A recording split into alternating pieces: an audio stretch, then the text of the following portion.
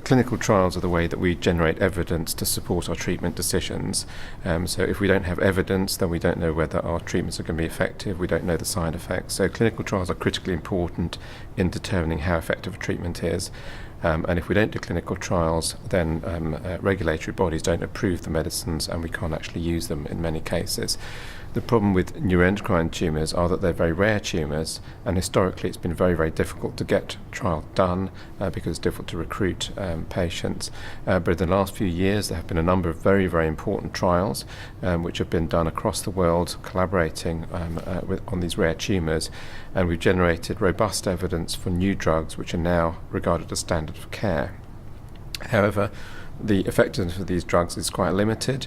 They improve survival, but we need to continue to do trials to continue to improve the outcome, and it's vitally important that everyone collaborates and that patients are really important in participating and delivering those trials. Without patient participation, we can't do studies.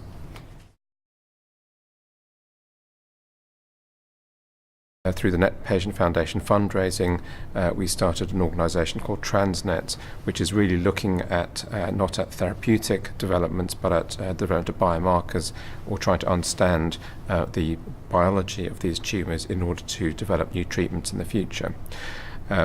What we were able to do with Transnet was to generate a number of small grants to support pilot projects, which have then led on to much bigger studies.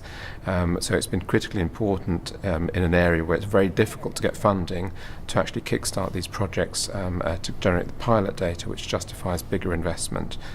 So for example, the Transnet funding supported a project that I was doing at UCL looking at circulating tumour cells. That enabled us to get a very big grant from the MRC and develop a significant infrastructure for our laboratory to move to the next level in terms of analysis. Research in the UK is funded mainly by either charitable or governmental organisations. So the big governmental organisations include the Medical Research Council and the National Institute for Health Research. The biggest cancer charity is the Cancer Research UK, which funds a huge amount of cancer research. But traditionally it's been very difficult to get funding for rare cancers from any of these organisations, and therefore one needs to promote the need for investment in these cancers, as well as having separate fundraising initiatives to support research in neuroendocrine tumours.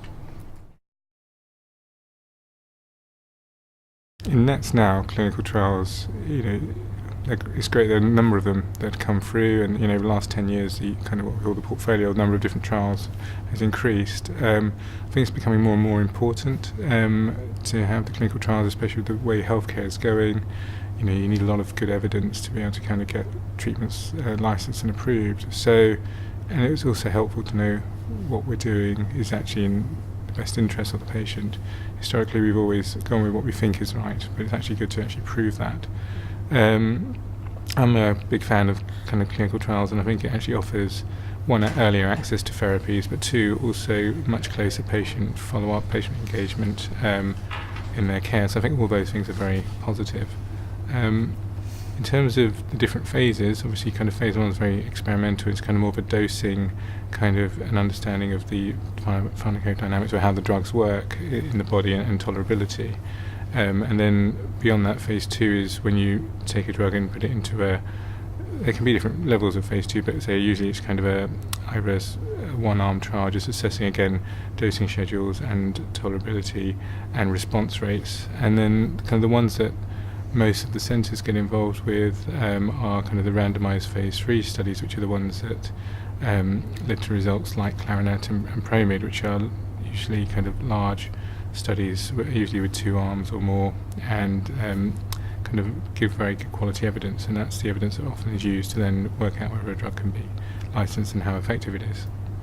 And finally, phase 4 is once the drug is licensed. Sometimes you want to do kind of, for example, later on quality of life responses or duration of response, and so you can do that kind of in phase 4 studies. Nice clinical trials. Phase 3 trials are the trials that really will result in evidence that prove benefit of that particular drug, and access to those trials people can access those trials in various centres throughout the United Kingdom, and the UKNets Society have a programme of collaboration and research. Participation in therapeutic trials is important, but there are many other ways in which patients can participate in research to improve outcomes for neuroendocrine tumours. So simply donating blood or allowing tissue to be looked at for the development of biomarkers makes a very important contribution to research in neuroendocrine tumours. Around the UK there are centres of excellence for neuroendocrine tumours, and most of those centres will have a portfolio of clinical trials which can be offered to patients. And obviously if you go to those centres you will be offered clinical trials. The problem comes if you go to a centre which isn't running a portfolio of clinical trials. How do you then get engaged in research? And I think the key there is that you should ask to be involved in clinical research, or at least have the options for participation explained to you, and you can request to be referred to a centre of excellence where they run a portfolio of clinical trials. And I would strongly encourage patients, when they attend their doctor and discuss therapeutic options, that they should ask about the opportunities for research. I think the key thing is to be referred to a centre where they run clinical trials. Not all patients can participate in clinical trials because trials have eligibility criteria which often require the patient to be relatively fit, have good liver, kidney function. So while you may be keen to participate, there may be reasons why you're excluded from the trial. However, there are other ways that you can contribute in terms of donating blood and tissue, and those are often much less restrictive and more inclusive. So almost certainly everyone can contribute in some way to a clinical trial or to clinical research.